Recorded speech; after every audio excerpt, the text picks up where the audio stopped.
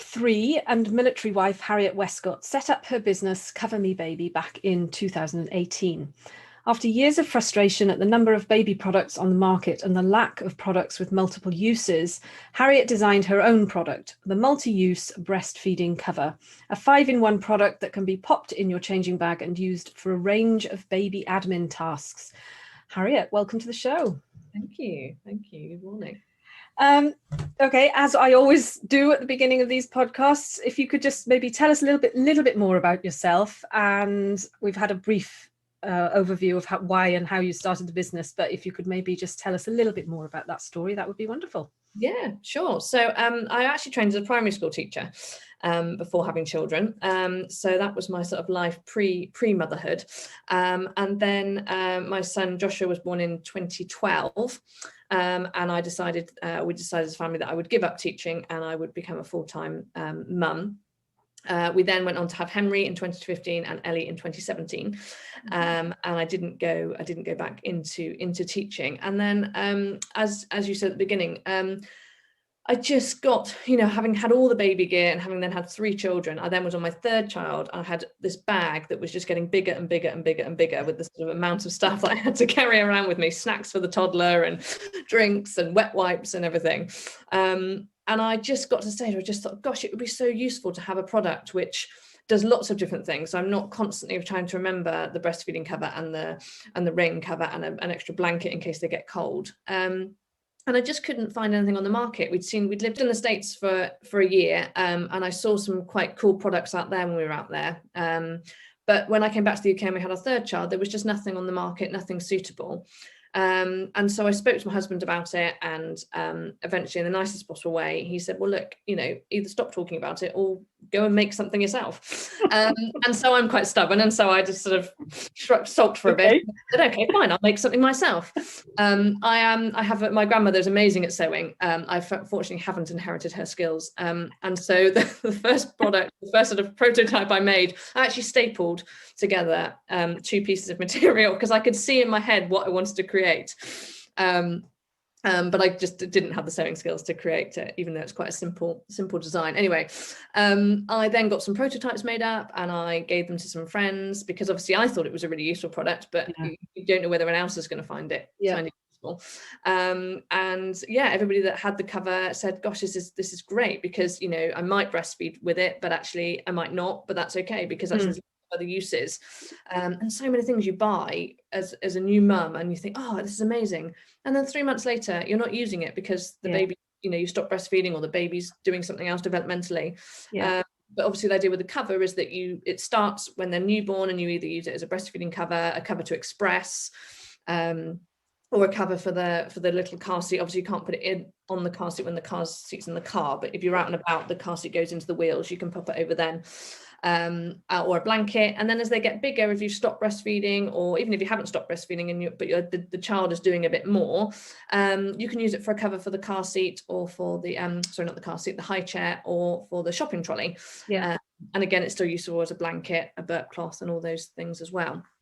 And it just kind of went from there, really. I decided that I didn't want it to just be a small little sort of hobby. I wanted to go big. And so in 2018, we put it forward for the Made for Mums awards. They do annual awards where it's tested by celebrities and mums. And we won the gold for the best breastfeeding accessory, which I think really the kind of catalyst then that actually this is a great product. It is a product that people want to buy. And it went from there, really. So I have a small manufacturer in the UK, a couple of manufacturers actually, because one of my aspirations was that it was made in the UK. There's lots of, you can go to China, you can go anywhere, abroad and get these products made, incredibly cheaply. But for me, it was about, UK manufacturing, a lower sort of carbon footprint for the company, and keeping it sort of much more UK based. And gone from strength to strength. Really. That's wonderful. I mean, and winning that award must have been such a good feeling, as you say, to know that it's saying, yes, this is a good product. It's not just you thinking it is. So that must have been amazing. It's a real seal of approval. Yes, 100%. So obviously you've got a product, that it's a good product and you've had the feedback.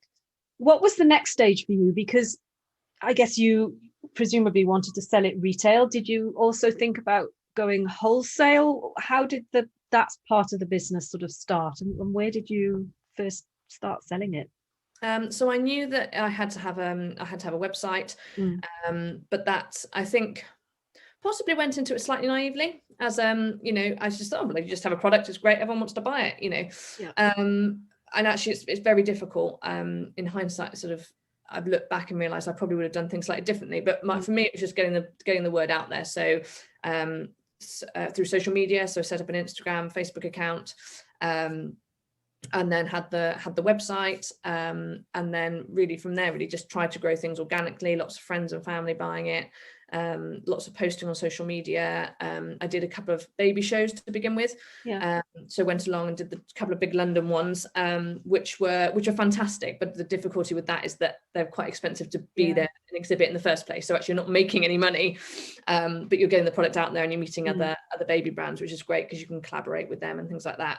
And then it's been a bit of a rocky road since then, to be honest, because I think, you know, the difficulty is we hit COVID in the beginning of 2020. I was at home with 3 children. My husband was overseas. And so actually it's been, you know, it's been very difficult to push it since then, really. Retailers aren't wanting to buy new products, and the sort of wholesale side of things dried up a bit. And so I think really now I'm in the process of really getting to grips with all of it again, really. It's almost kind of been reborn this year, because I think sort of I've almost had to write 2020 and the beginning of 2021 off, really. I think you're not alone in that.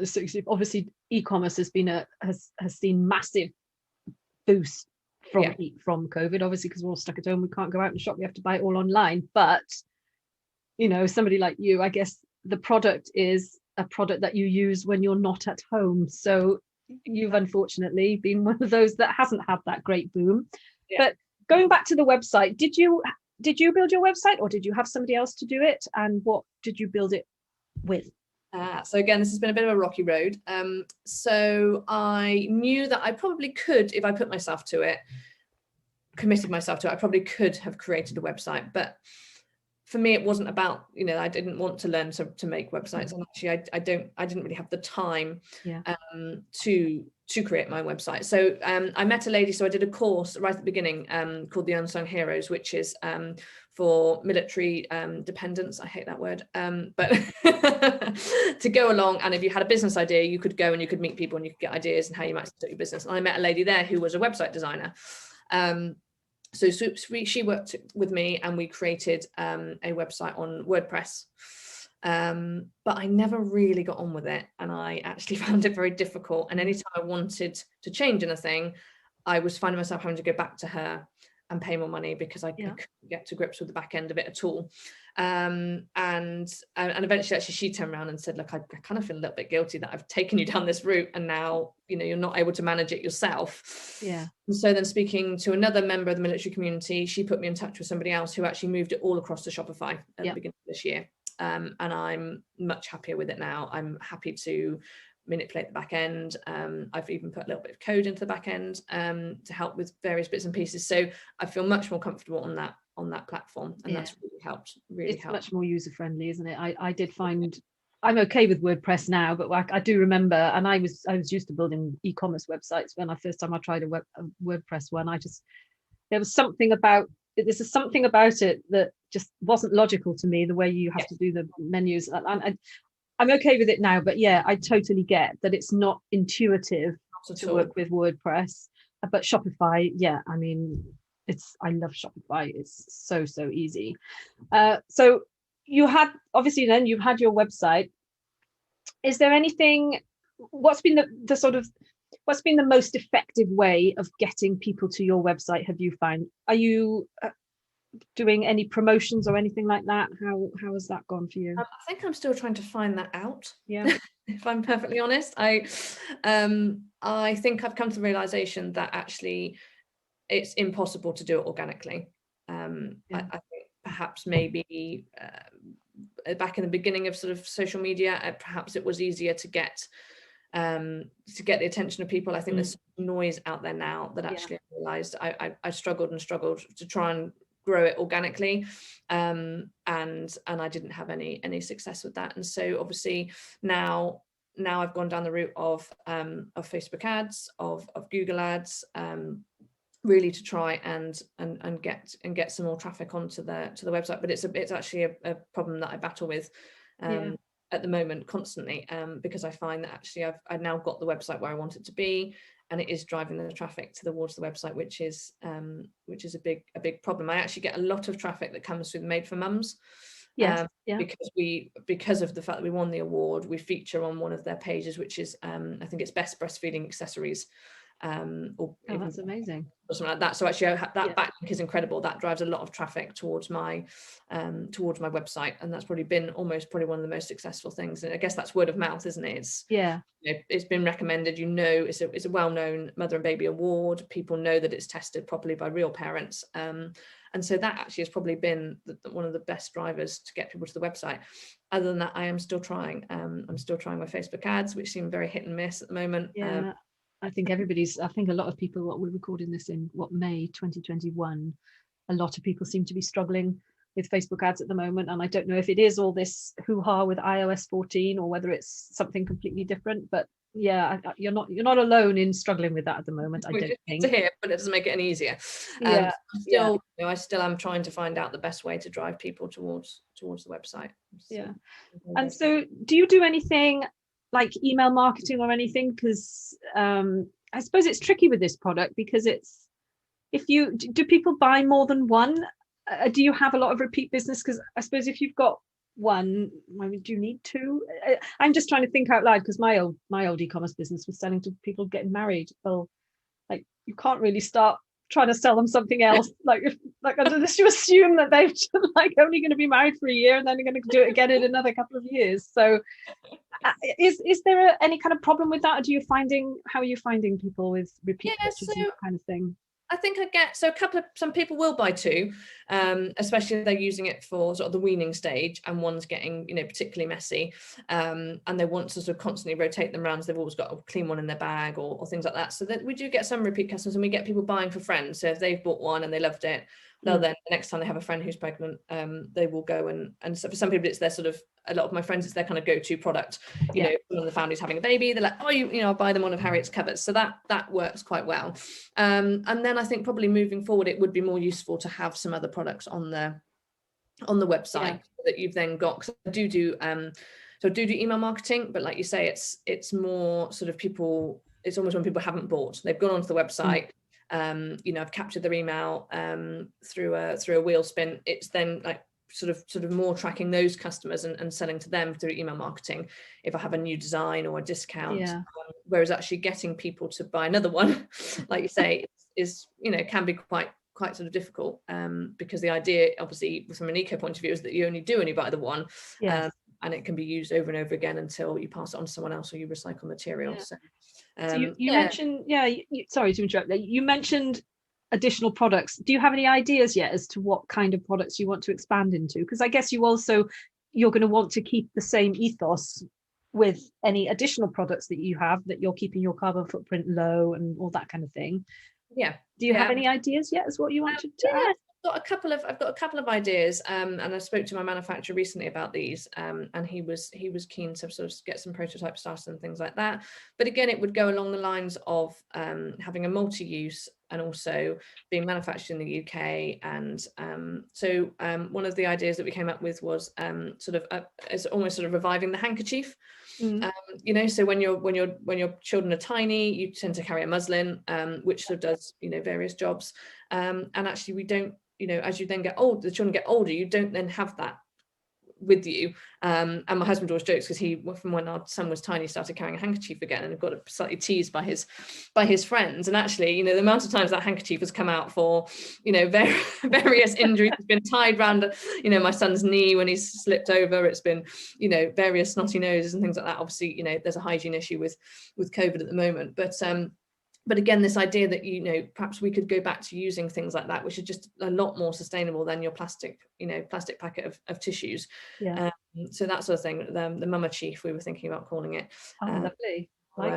Something along the lines of that, and maybe some more bibs, again, not with a plastic coating on, because then they can't be recycled, but sort of coveralls to wear, maybe when they're a bit bigger and they're doing art and crafts, or, mine are are 3, 5 and 8, and they still get their breakfast cereal down them in the morning, but they won't. I'm 50 something, and sometimes I still miss my mouth. Exactly. Perhaps we could all be wearing them, but again, sort of, a beyond a bib kind of product where the child's happy to wear it because it's not a bib, and yet you're not getting toothpaste and cereal down the front of their tops the minute they wake up. So again, definitely some ideas in the pipeline. Sounds very exciting. Yeah, sounds very exciting. So it is presumably, is it just you in the business at the moment? Yeah. And how do you find that? Because there's a lot of moving parts in any business, large or small. How are you coping with that? Because you're a school teacher. I presume you didn't have any business experience before? No, not at all. Well, on that side of things, what are you finding the challenges? It's very challenging. It's very challenging because you are trying to do everything. And every time I sort of go into a new area, for example, the Google ads, the Facebook ads, you're starting from scratch, and you're trying to be that person that's got the expertise, and you can't possibly have that level of expertise that quickly. And so I think probably it's got to the stage where I think if I give it to the end of the year where things pick up and people are going out and the product, people are buying the product again, then I will start to outsource some of the roles in the business, because you can't grow when you're trying to do all the roles yourself. It's impossible. There's only one of me, there's only so many hours in the day, there's 3 children to look after, one of which is still, she's only doing a couple of days in nursery, so I'm not going to be that mum that's sitting in front of the laptop while she's at home with me.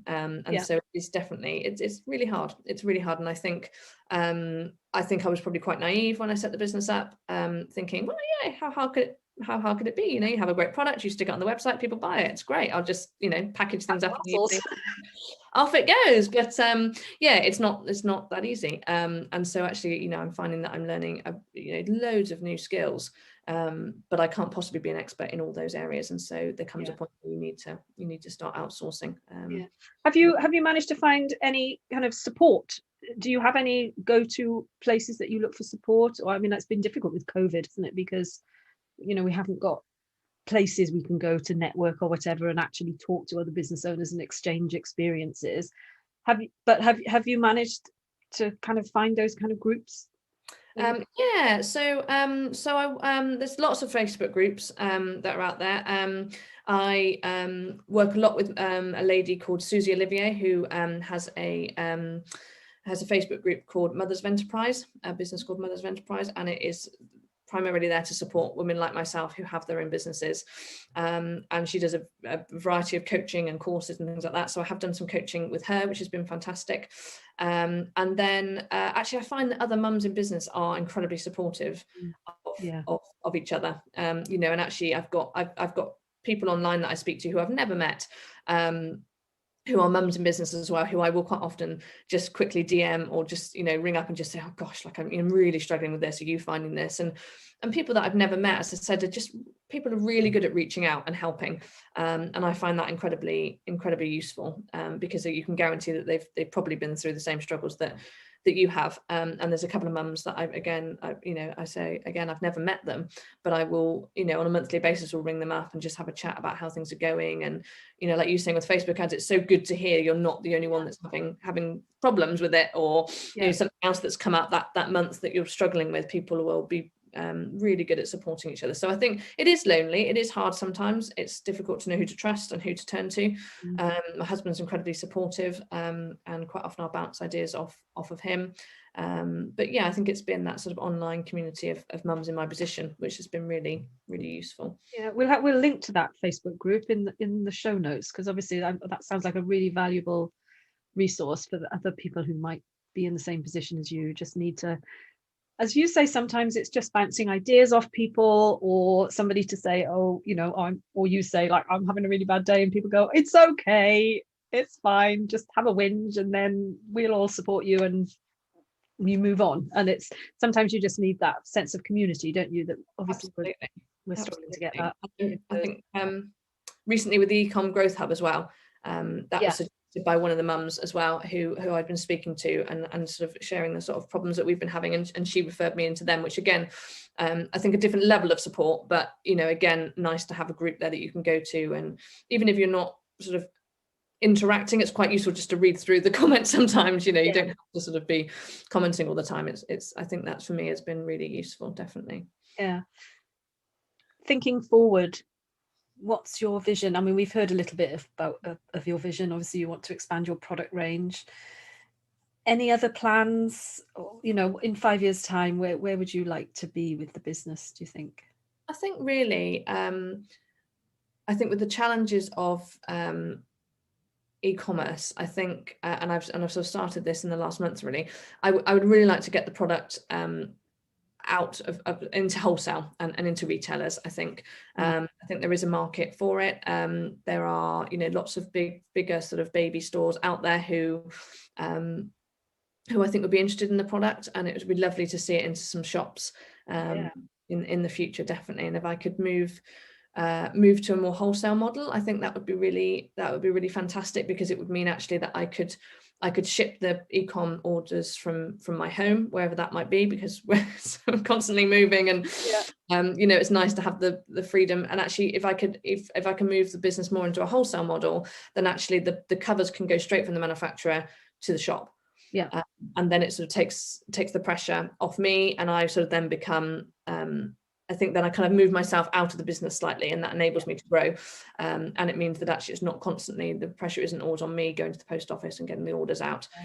Actually, if I just become the sort of person in the middle that's just sort of making things happen, so to speak, then I think that would enable me to grow as well, which would be fantastic. So I'd like to see, really like to see it move in that direction as well. That sounds like a really good plan, I must admit. You just mentioned that you're moving a lot. Well, obviously you're moving a lot because you're an army spouse. I don't. Am I politically correct to call you an army wife these days? Probably not. I don't know. So I'm just thinking, logistically speaking, if you were suddenly moved overseas, which I guess is perfectly possible, isn't it? Do you have a contingency plan in place for things like that, or would you just kind of wing it and make do? With the I think it's quite difficult. So actually we are, my husband's actually in the process of leaving the army. So I think that the sort of the overseas sort of element is probably out of the realms of possibility at the moment. And so I think more, but I think we will continue to move as we sort of, he transitions careers and we find out where we want to sort of base ourselves. So I think the fact that I can work from home, it's e-com based is perfect, because actually all I have to do, I carry some, you can see my organization behind me, I carry some stock with me, which means that I can fulfill the wholesale orders and the e-com orders, which is fine. I can do that from anywhere. And actually at the moment, during COVID, the postman was picking up the parcels from the house, which was amazing. I was just paying postage at home, and he was taking them with him, which is great. So actually I can do that from anywhere, which is fantastic. And as I say, if it moves to more wholesale, then that's even better, because that means that I don't actually touch the product at all. It just goes straight from the manufacturer out to wholesale. So I think us moving overseas would probably be put a slight spanner in the works. I wouldn't rule it out, but slightly less likely now that we're moving away from military life. It would become a problem posting the e-commerce. It probably need a fulfillment center by then, I think. Which is fine. I suppose you could cross that bridge when you came to it. And if you had a UK fulfillment center, then as you've said, all your role is managing, organizing, and being the one that then you'd have the time, I guess, then to do that promotion, to get yourself out there, to try and find more wholesale leads, more retail opportunities, and that kind of thing. Sounds would be wonderful. So I wish you every success, because as we've seen, and it's been demonstrated by the fact that you've won awards, it's a great product. I've never had anything like this when I was raising my kids. That was many moons ago. But you're quite right. I was always carrying some kind of muslin over my shoulder. I always had a spare blanket. We always had bibs, but galore. And with 4 kids, I had 4 under 6 at one stage. Yeah, it would have been very nice to have something that fulfilled all those roles. I probably would have had to have 2 with that many kids under 6, but still, items instead of a whole bag full of various things to do various jobs. So an amazing idea, and well done for coming up with it and for kind of getting it this far. And I wish you every success in taking it to the next level and getting yourself out there. And I'm looking forward to popping into, is Mothercare is not in existence anymore, is it? Wherever. Might be John Lewis, I think. Yeah, popping into John Lewis and actually seeing one of your Cover Me Alls on the shelf. That would be exciting. That would be a dream come true. Yeah, I mean, that'd be amazing. Wish you every success, and thanks ever so much for taking the time to come and talk to me today. It's been wonderful. Thank you for inviting me to come on and chat. It's been fantastic. Really enjoyed it.